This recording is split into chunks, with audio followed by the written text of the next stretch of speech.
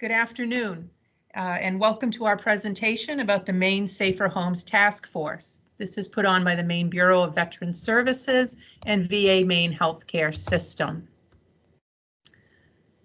Disclosure: the presenters do not have an interest in selling a technology program, product, or service to CME or CE professionals. The content of this presentation does not relate to any product of commercial interest. Therefore, there are no relevant financial relationships to disclose. In 2019, the President's Roadmap to Empower Veterans and End a National Tragedy of Suicide was signed as an executive order. This starts a public health approach for our nation, seeking to change the culture surrounding mental health and suicide prevention. Towards the end of 2019, the Maine Bureau of Veterans Services started to form the Maine Safer Homes Taskforce with like-minded agencies across the state.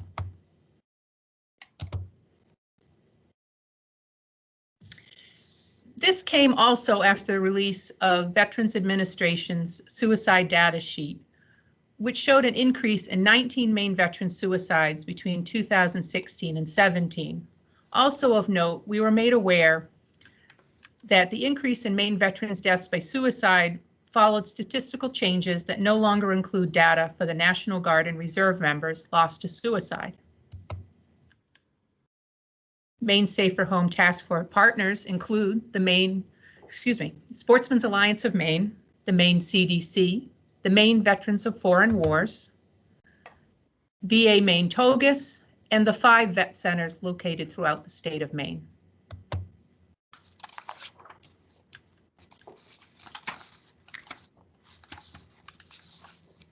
I apologize, I'm having trouble seeing where we're at. So I think we're going to look at some statistics. And so Sarah, just so you know, I'm not seeing the updated slide that we're on. So let's see, let's look at some statistics in Maine. So Maine's veteran suicide rate is above the national average. So the national average suicide rate is 31%. Maine's suicide rate is 42.1%. 75% of Maine veterans die by suicide via firearms. And at the time that the Bureau of Maine Veteran Services learned that Maine was the only state in New England that had not formed a firearms safety task force. So we're very excited about this. When we look at the Maine veteran suicide data sheets, what we see is that Maine continues to lead the Northeast with the highest rate of veteran suicides for several consecutive years. Again, this is based on 2017 data. The 2018 data has not been released yet, but we are watching this and really trying to put in efforts to address the issue. Next. So again, going over our task force goals, we want to continue to promote gun safety, education, and work with experts in the field. We want to make sure that mental health resources and the utilization of safety plans becomes commonplace in our communities. We are also looking at and spreading the word on practical offsite storage of both firearms and medication. And again, really trying to get out the word and understanding of military culture and firearms education. So not only for mental health providers, but for family members, friends, and community members. We want our message to be supportive. We understand that 46% of folks that attempt by suicide state that, the crisis that brought them there lasted about an hour. And that, so what we know is that these feelings can come and go, and we want to make sure that their surroundings are safe and that they have steps in place for every family member or concerned friend that they can help a veteran that's in crisis. So we want to have a message out there that is supportive and understanding of not only the person's culture, military culture, and things that they value about owning weapons, but also that we are letting them know we're here to support them.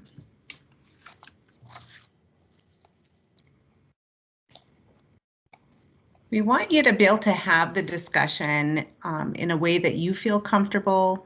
We stress that you don't have to be trained in mental health in order to talk to someone or notice that they're not doing well. We want to reinforce the need for a strong community that supports one another and messaging that lets folks know that if they're struggling, it's important to reach out early and often. And so that we, think about this in the same manner that that if someone's been drinking, we ask them, can we drive you home? We ask that you not drive. And it's the same thing when someone's having a crisis. We want to make sure that they're safe and that we're able to have these really crucial discussions. In society, we recognize that mental health stigma is still a challenge that we're working hard to eliminate. It's really common and comfortable to ask someone, how are you doing today? And have them say, not too bad, my knee's been really aching with this rain or bad weather.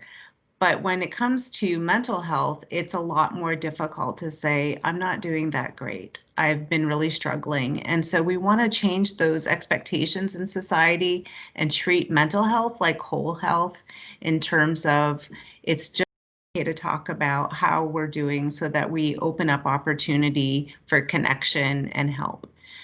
The other thing that we'd like to bring attention to that's in the research is that when folks are struggling, it becomes really difficult to look at the supportive measures that are around them. And this has to do a lot with crisis and stress. What we know is that when a person is feeling overwhelmed and maybe very anxious, the frontal part of our brain starts to shut down, and it makes it really difficult to access ways to stay safe. And we'll talk about that more when we talk about safety plans and how that can help. So we really want to encourage you to reach out to that veteran in your life and to listen and talk to them. We understand that, talking about securing our weapons can be a really charged conversation with veterans. They're often worried that their Second Amendment right is going to be taken away if they say that they're struggling. So lethal means safety discussion and counseling is really about being a good listener, understanding where someone is coming from, and really trying to approach it from a way that feels safe and that it's collaborative so that they're able to also think about how can I keep myself, my family safe right now. And so we want to train not only family members and professionals, but we also want the veteran and loved one in our life to understand that this is really about understanding the data and making sure that they're safe.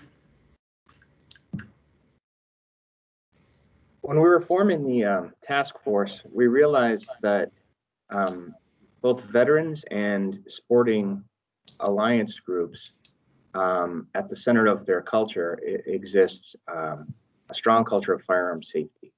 In the case of veterans, every branch handles firearms, and every branch has a training regimen that is centered around safety. I'm sure we have veterans in the audience today that know all about keeping your weapon up and down range and the big trouble you get in if you go this way or that. And that's the same across every branch. And beyond that, veterans are very familiar with their firearm.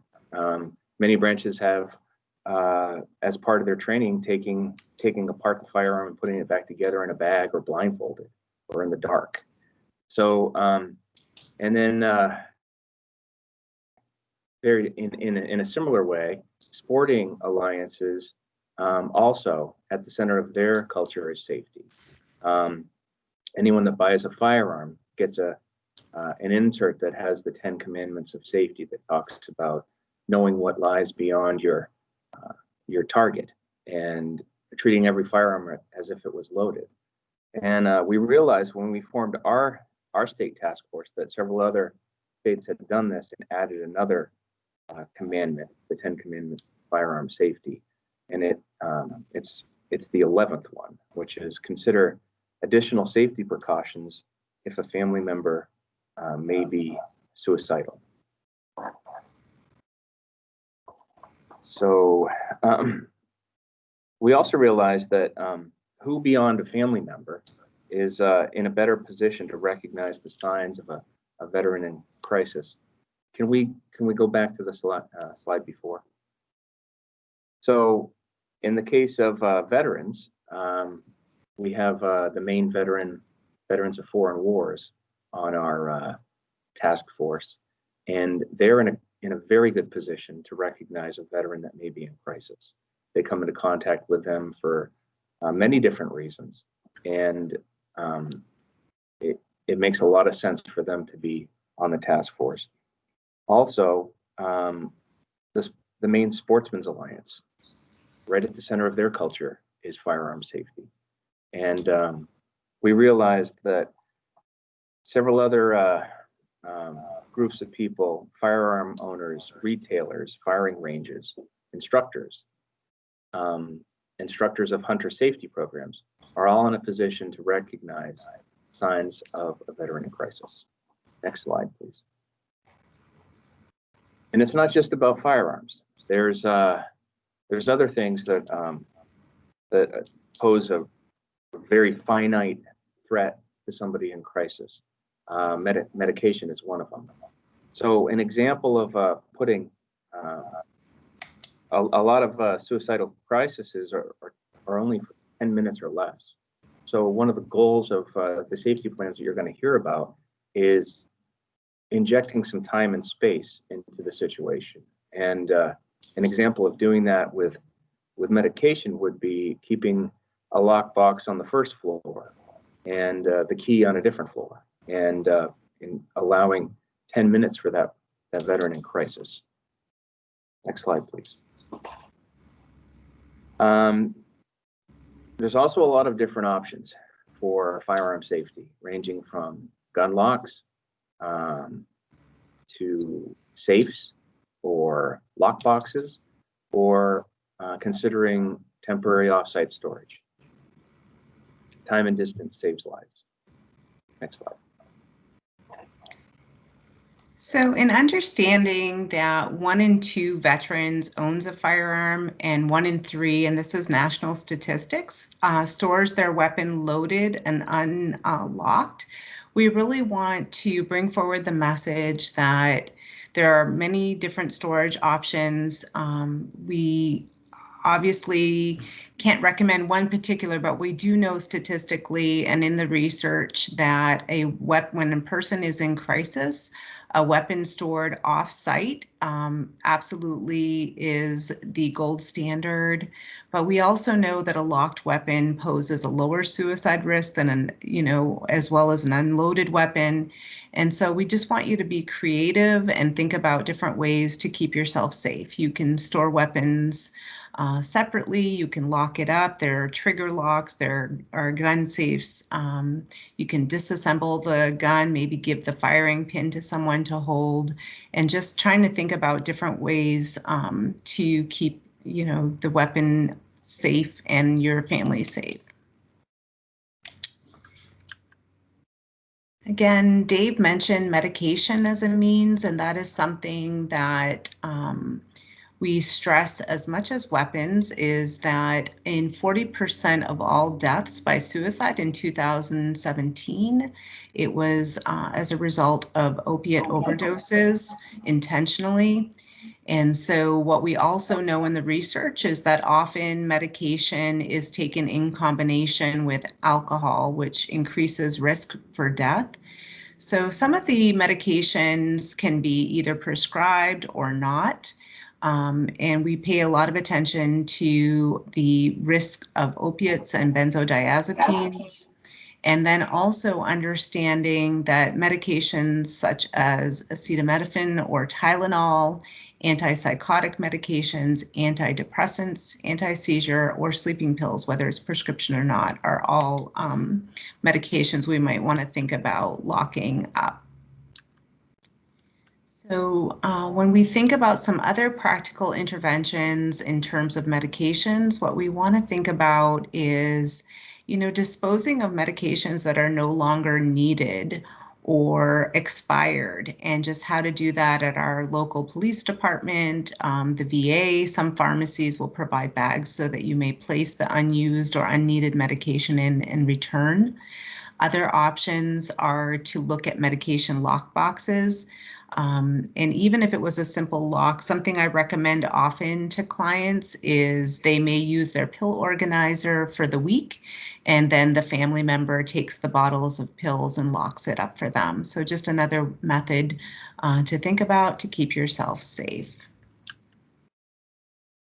So just a summary again of some safe storage options. Or am I on the wrong slide? No, I'm not, sorry. I've lost my connection. That does not happen in this day and age of Zooming and whatnot. So summary of safe storage options. Again, just really stressing, if possible, to store your weapon or medication off-site with a trusted family member or friend. But we also consider things like locking the weapon up in a gun safe or unloading it, separating ammunition from the weapon, disassembling. So there are multiple options available. And ideally, the key or big takeaway from this is we know that separating the weapon from the person or unloading it and creating time and space can make all the difference. So education, like today's presentation, is going to continue to be really important to promote gun safety and also ideas about safe storage, whether it's medication or weapons. So we want to really continue to put the word out. We would like to put a shout out to the National Alliance of Mental Illness in Maine. They have a lot of great presentations. So if you're looking to learn more about suicide awareness or safety planning, please reach out to your local NAMI and see what they have going on for classes. So one of the big focuses of the task force is making sure that the professionals that take care of our veterans are well educated in not only military culture, but firearms, and how to have a respectful and collaborative discussion regarding means safety. And so we want you to know that this is really important to us. We understand that it's difficult to have a discussion about a topic that perhaps we've had no training in. So we're really trying to put the word out and help familiarize folks with firearms and means reduction. So this is a great segue to safety plans. We want to, if you're not familiar with a safety plan, it's an evidence-based tool that is completed with an individual or veteran that helps them kind of recognize some skills that they can utilize and folks that they can contact. Our goal would be that safety plans become a commonplace in as part of discharge planning from emergency rooms and clinics or hospitals, or when there are safety concerns or the risk assessment that's done indicates that a person may be at increased risk for suicide. What we know in the evidence and Brown are actually in 2008 brought the safety plan about in their research, and so we know that it works, and it works by not only empowering the person that completes the safety plan to recognize they're not doing so well, but to give them practical and concrete steps that they can take to maintain their safety, to manage any distressing thoughts of suicide, or maybe just the fact that they're feeling overwhelmed. What we like about the safety plan is it's inclusive. And so what we really encourage is that we see it as a wellness plan, which means we invite the person to include loved ones, family members, and friends in reviewing this with them. So let's talk about the components of a safety plan, and this will help you understand the benefits. It has 6 main components. So the first is really, again, stressing that this is in the veteran's or person's own words, because we want it to have meaning to them. So we want to have them identify some of the triggers or risk factors or warning signs. So things that I've often seen in practice are, I start to notice that I begin pacing, or when I start feeling really angry. These are some of the warning signs that maybe I'm not doing so well. And then we have them in step 2, look at what coping strategies, healthy coping strategies do I have that I can go to? So things that we may hear are, I go for a walk, I play with my dog, I start to read, I play one of my games, these types of things that kind of help distract from how they're feeling in a healthy way. Then we also look at step 3, which is providing a list of family members or friends that can offer some sort of help. Sorry, I have a warning sign. Oops, sorry about that. So step 3, providing a list of family members and friends who may be able to offer help. This might be some folks that they're not necessarily going to talk about how they're feeling, but it's just those kinds of people in your life that maybe you just chit chat with them for a few minutes and you feel better. And it can be about anything. Step 4 is then professionals and folks that they can reach out to for help. And then all the way to step 6, which clarifies how they can make their environment safe. And this is where the lethal means safety counseling really comes in, is if they have access to firearms or they have opiate medications, and just kind of making sure there's steps in place. The other thing I would say about a safety plan is that while we encourage it step by step, it's not necessary to go through every step. If someone knows that I just need help, then that's what we want to encourage.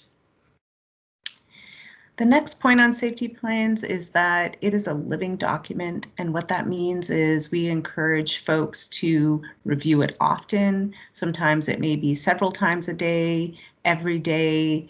They can change it as maybe they discover new coping skills that work, or identify other support systems. And so this is what we like about it. It's not a one and done. It can actually become part of a lifestyle.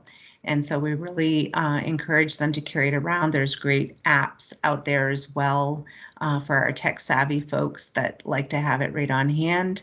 I've actually had veterans make copies and put it in several key places, whether it's in their glove box, on their fridge, these types of things. So very, very useful document. Next is that what we want to say is that we really encourage the use of safety plans as part of all mental health treatment plans. I can't think of one of us that can't benefit from a wellness plan, and just kind of ways to help us get through the day. And so a safety plan is not just for in crisis, it helps, but I think it can help all of us if we start to notice we're not doing so well, and steps that we can take. So, this brings the question forward of, how do I know someone's not doing so well? And so what I like to say is, in the world of suicide prevention, it is a complex, suicide is a very complex issue, but there are easy ways to see someone's not well. We realize that someone may be isolating more, and maybe they're talking about the difficulties in their life. And so maybe they're having relationship issues, job issues, financial issues, housing issues. These are all signs that someone is under some increased stress. Maybe they've stated they're feeling hopeless, and that statement of hopelessness is not always straightforward. Sometimes people will say things like, I don't think it's ever going to get better. I don't see a solution to this problem I'm having. These are statements of hopelessness. People may talk about death or suicide, and it may be in a very passive way, saying, I don't know, sometimes I just feel like I could go to sleep and I just hope I don't wake up, and then I don't have to deal with this pain anymore. People may give away possessions. Maybe we notice a change in their appearance. They're not taking care of themselves the way they used to. They may be exhibiting different mood swings. Maybe 1 minute and then the next minute they're very angry. Depression can often present as irritability, and people don't even recognize that they're depressed. They may be drinking more, you're noticing some changes in their behaviors. And so, you know, anxiety, sleep issues, these are all signs someone is struggling. So don't be afraid to reach out. Thanks. Okay, so the Maine Safer Homes Taskforce, what are our next steps? During the month of September and into October, in partnership with Maine's vet centers, the Maine State Police, sheriffs and police departments, we help distribute over 1,700 gun locks and veterans crisis line information into communities in Maine. Moving forward, we plan to work with partner organizations to help educate on the signs of suicide and, perhaps most importantly, knowing what to do when someone is experiencing a mental health crisis. The Maine Safer Homes Taskforce will help create a lethal means training program in partnership with firearms experts, VA Maine Suicide Prevention Team, and the 5 vet centers in the state. Suicide is everyone's business. Suicide deaths are preventable. The Maine Safer Homes Taskforce is dedicated to taking steps to help facilitate prevention measures in Maine homes and communities, and especially for Maine's veterans. Let's find a common ground for discussion by utilizing a public health approach we can work together towards a positive outcome. The Maine Safer Homes Taskforce mission is to help educate and promote a message of firearms and medication safety awareness at home and in the community. Reducing access to lethal means in a time of crisis saves lives. Let's start the discussion. I'd like to thank you all for joining us today. And if you have any questions, we look forward to speaking to you in the question and answer period.